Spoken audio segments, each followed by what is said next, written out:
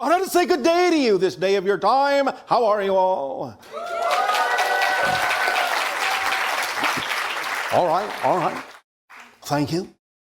And we thank you for the co-creation of this interaction once again. We will begin this transmission, Earth Zero, in the following way. We have discussed with you from time to time the idea that every moment you are a new person, that you are shifting through billions of parallel reality versions of Earth every second. The idea sometimes, as we discuss this concept with some of you, may seem that while the person understands to a certain degree that they are shifting, they may not realize the idea that the Earth and the universe and the multiverse and all of creation is shifting as well. So in this transmission, we wish to expand and broaden your understanding that the shifts we are talking about that are automatic and ongoing, that you're becoming more and more aware of that you're doing, extend throughout existence. It's not just you as an individual shifting on the same planet, but the planet is shifting too, because it is one of the parallel versions you've shifted to. So it is shifting. Your universe is shifting. The multiverse is shifting. How can you take advantage of this knowledge in your daily lives?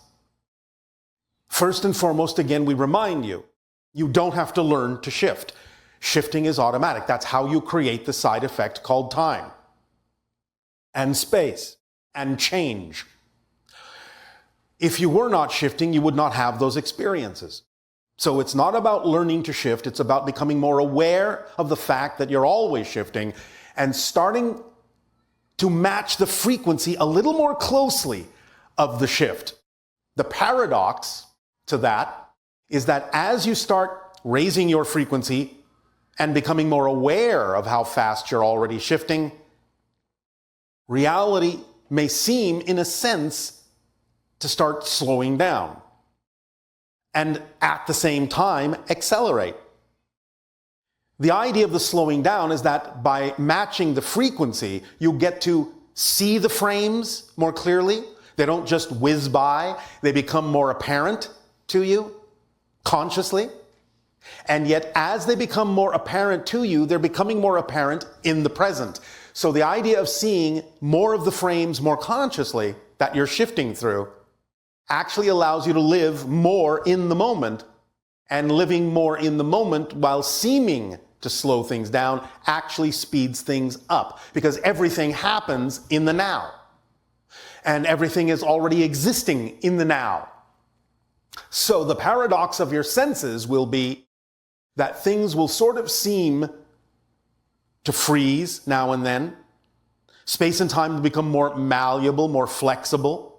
At the same time, you will experience what feels like an acceleration because you're becoming more aware of more of what is in the present, more of what is in each of those frames that you are now more conscious of.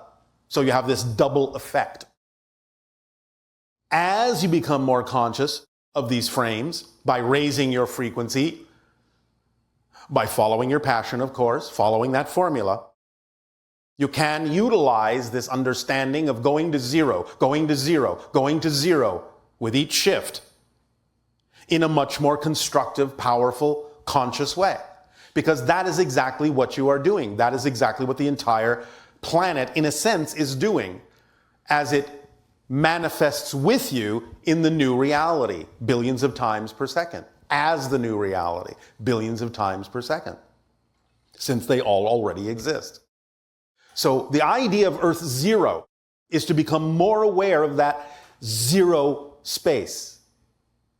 The idea that it is truly blank in the shift, and that you get to define in that moment more clearly who it is you prefer to be, what kind of version of Earth is more reflective of that, and of course, the universe as well. But let's keep it focused on your planet for the moment so it doesn't get a little bit too heady. So the idea, again, is now that you know more and more that you are shifting billions of times a second, broaden your perspective that when you do, start seeing in your imagination, start seeing more consciously that the earth is shifting too. So that in that sense, not that it comes with you, but that it goes back to zero and is defined, is invented with you. Not just you reinvented, but the earth you are on reinvented. That you are connected to it, you're an extension of it, because you are nature, you are of the earth, it is of you, you are creating your version of it.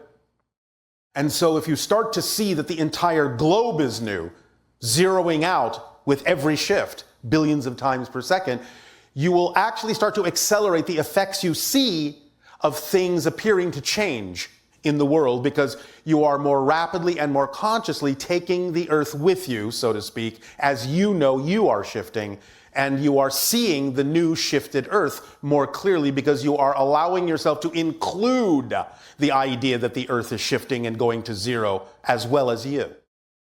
And this can accelerate your experience of actually more consciously seeing those reflections, what you call changes in your reality. Now, this is a version of accessing parallel realities. Again, since everything exists at once, they're all parallel realities. What you call the past is a parallel reality. What you call the future is a parallel reality. Again, it all exists now. But you have these convenient labels for them, these convenient perspectives of them, because you're coming from a space-time framework. However, as you understand this zeroing out principle more consciously, you're going to start experiencing with your senses more of the overlap, more of the idea of a kind of double and triple exposure of the different earths you're shifting through. So the idea is that you may start seeing kind of a residual echo of the one you were at, a residual echo of the one you're going to. You will broaden the idea of the window of the shifting so that you can actually start to really feel stepping across a bridge, including where you were, where you are, where you're going. It will broaden your understanding and your ability to perceive multiple parallel versions of Earth at once so that you can more consciously navigate. Because if you can see what's coming up and you understand where you've been, it charts a clearer course in your consciousness. You can actually start to see the course you're taking. You can see more of the map that you are using to guide yourself, to navigate yourself through these billions of parallel realities. And you can broaden it even more and more and more and more until you will allow yourself to be able to conceive of and perceive multiple versions of all of the Earths, and it starts becoming kind of like seeing more of the frames all at once, and you have a bigger understanding, a bigger chunk of understanding of the path that you are, the path that you're manifesting. Now, in a sense, this means that when you start doing this, it's a new way of understanding and experiencing more consistently the concept and the experience that you call deja vu. Because the idea in what you call deja vu is that you have a sense of knowing what's coming up because you feel you've been there before. So in a sense, you're using the forward and reverse arrows of time simultaneously as they exist in the present together. So this concept of Earth Zero is a way of expanding the idea of deja vu into something that is actually a practical device, a practical tool to broaden your understanding of seeing more of the path that you are and navigating it more consciously by being able to see ahead, in a sense, where you are going because you've already been there. Because you are already connected. There are already versions of you on all of the different parallel versions that are relevant for you. So it's like tapping into a future self that already has a past memory of already having been where it is you're still going. You understand? This is a shift, a big shift, because in the past, so to speak, Most of you will rely on learning what you need to move forward from what you've already experienced. You will look back to the past, and I'm not saying you should stop that, but the idea is you're starting to shift anchoring to past events over to the idea of anchoring to future events. Since they all exist at the same time, why not pull yourself forward, in a sense, instead of going back and looking and using that to maintain the idea of knowing that a future self is already on a version of Earth that already exists, and to that future self, where you're going is already the past, can really accelerate and propel you into that future self, into becoming that future self on that version of Earth in what you call the future. And since everything exists all at once, you can use them in any way you wish. You can use them this way. You just have to start thinking multidimensionally and knowing that other versions of you already exist and that they have their own experiences that you can tap into and use to your benefit in this way. So let the future self pull you forward. This is similar to what's happening in the channeling, where I am, again, according to your euphemisms, the channel's future self, pulling him forward, allowing him to become his version of what he believes us to be, so that he can rely on my past experiences to become his future ones. This is how Earth Zero works. Allow yourself to begin to relate to communicate with, to open up to the idea of being in a zero place that can have any definition. The entire planet, the entire world, your entire cosmos, all of your experience, zero. And then from that zero clean slate place, start connecting more to the idea of what the future self would consider to be its best past path. And allow that to become your future path, instead of constantly remembering backwards to propel yourself forwards. Let the future pull you towards it. Let your future self engage you and urge you and encourage you forward by walking in its footsteps, steps that already exist from its point of view, but you will have your own experience of that. That's the beauty of it. You're not actually repeating exactly the path the future self took, but it is giving you guideposts. It is giving you footprints that you will step into and experience in your own way that you believe is relevant for you. But the footsteps are there to follow already. So, allow yourself, in understanding more and more the idea that you zero out at every moment and you can redefine yourself in the next moment, allow more of that redefinition to include the experiences the future self has already had, but in a broad enough way that you can also determine what those experiences shall be for you. Then you will accelerate greatly because you'll be able to see that path more clearly. And you know that the future self is shining a light on that path and on those footsteps for you. Does that make sense? Does that sound like fun? Yes. All right. So, let that sink in. There are many other ways that your imagination can aid and assist you in developing this relationship to the future self and allowing yourself to be more conscious of zeroing out. You can use Earth Zero in a number of ways. Let your imagination be your guide, aside from what we have just suggested as a permission slip. At this time, then, in return for the gift you are allowing us to experience in all of you, I ask, how may we continue to be of service to you? I want to say good day to you this day of your time. How are you all? All right, thank you.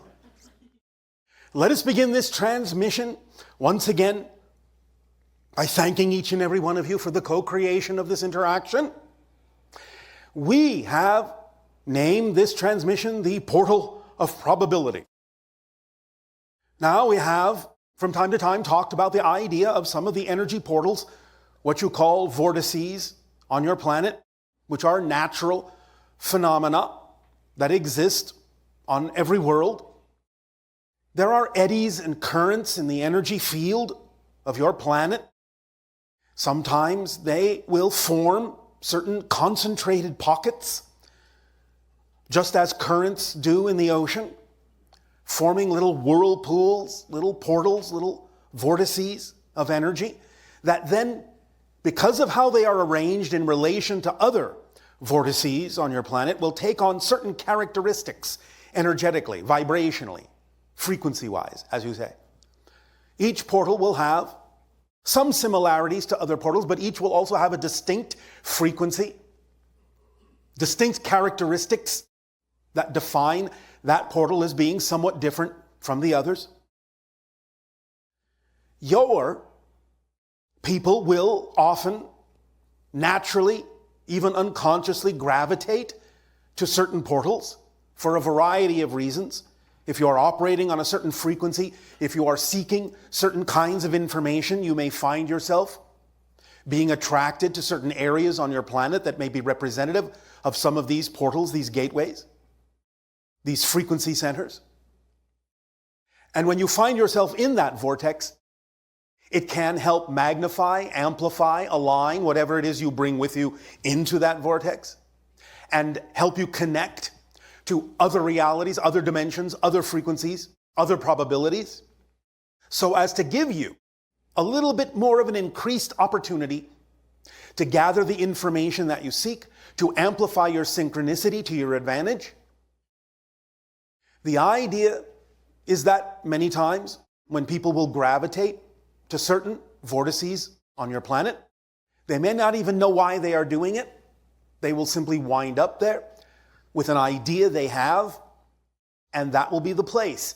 Even though sometimes it may seem to have no logic to it, that will be the place. They will feel it, they will align with that energy, they will know instinctively, intuitively, unconsciously sometimes, that this will be the place that can magnify and amplify a certain characteristic that they seek for whatever idea it is they may be wishing to express in their lives. This can happen on an individual level, a group level, a mass consensus level as well.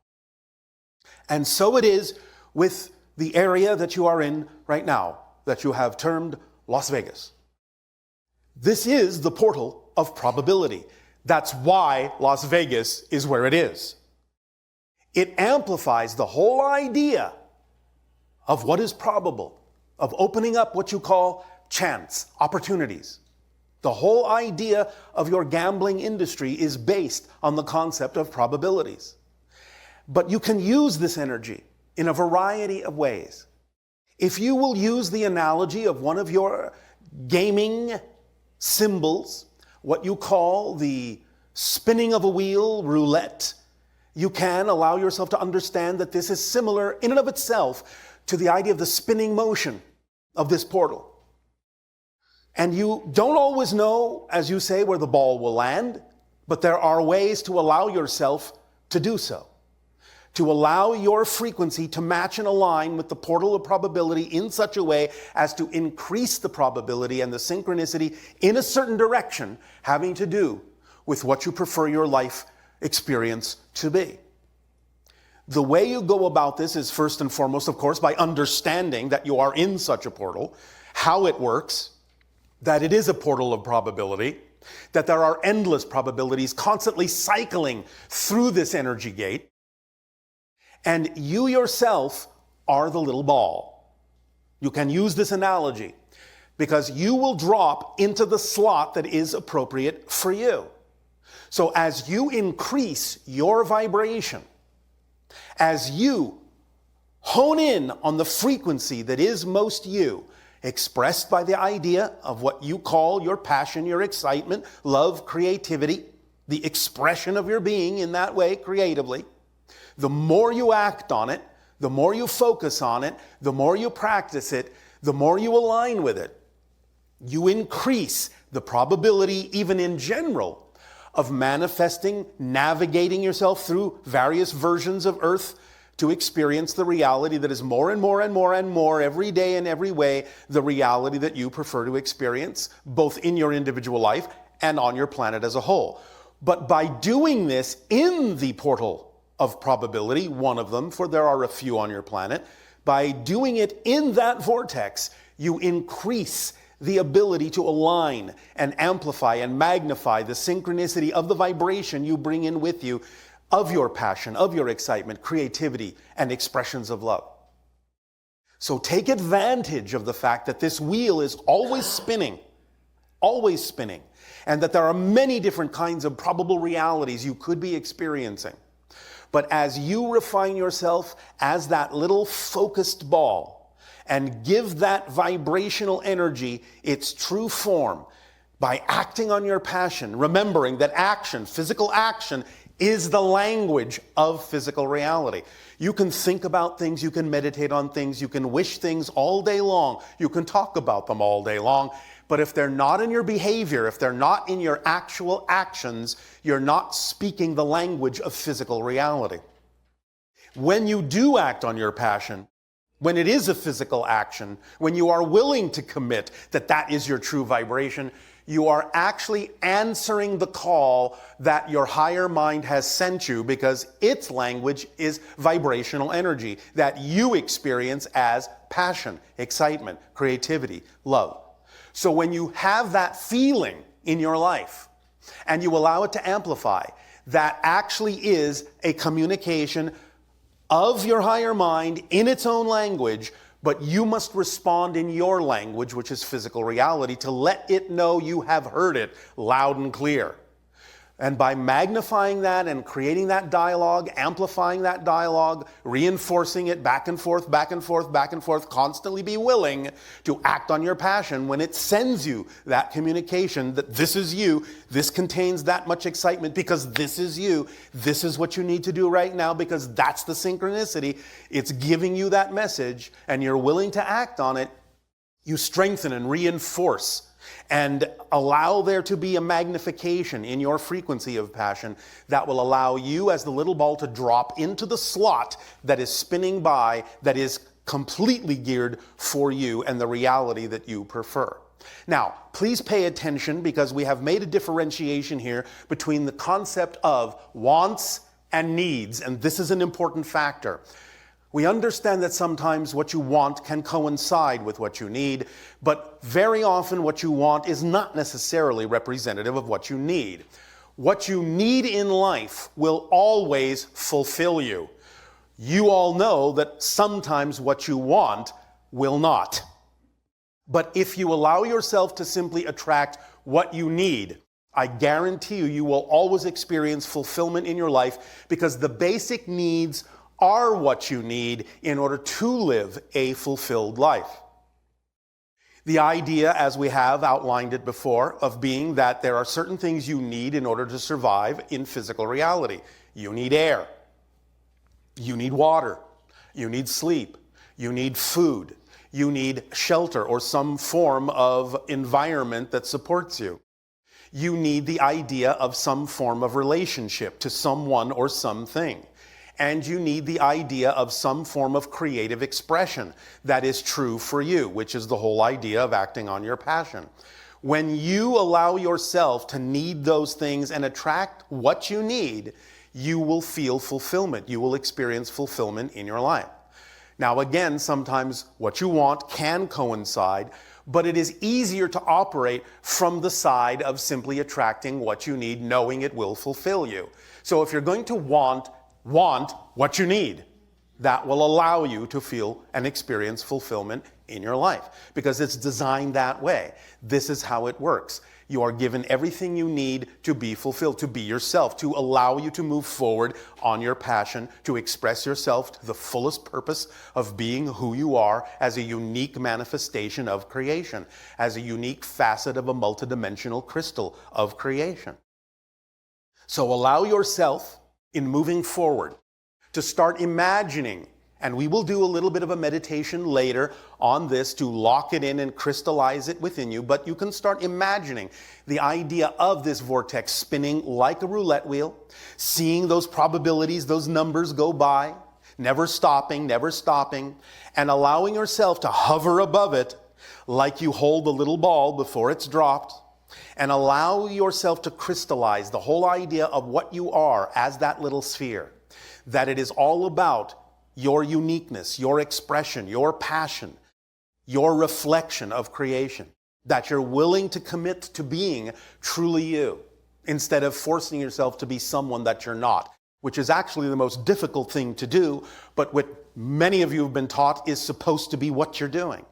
But the actual true easiest thing is to be yourself.